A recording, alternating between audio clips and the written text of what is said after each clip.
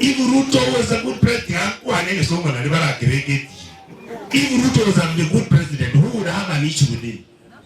But when you kill people, then you are not a good president. Yet, Irarenge, Kurwe Kanisa Pentecostal. What do you after that? Muramoi.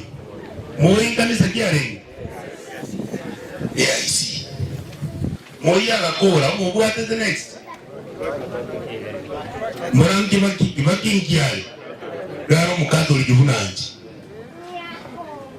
Kewaki nanda kaile na igobogeka akera ni mumuro Kenyatta nando liki umukatuli wana mukai makato huru mukaboli chambazi kete kurukanisa tu dera kaila ni banki kuchie CIC ono inunande unaba SDA ningwende toko waboli wese moto litekerogo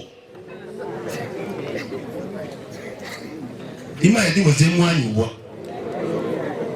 ningwende toko waboli wese ningwende toko linga matiangi chukura ati ngakiyo mwa SDA kwa ambale hii ima yati molaika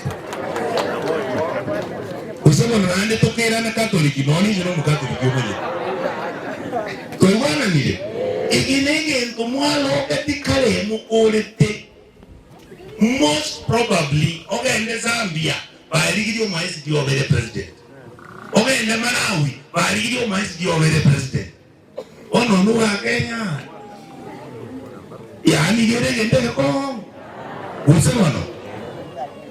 Number 2, mwana mindole zairona yo wakana ababande nakwenda balengo kama bali talikende bago kama eke usi engombe lire kelera tilikonyenywe ubageni pasa bro mungu bwana.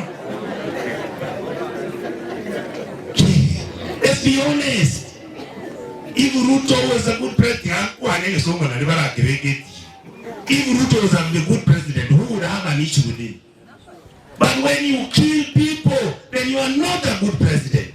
When you are sharing state resources amongst your friends, you are not a good president. When the health sector is collapsing, then you are not a good president. When all the young children are going to school, you are not a good president. Why should I then vote for you? That is why I vote for Matiang'i. Your Excellency, come and speak to your people.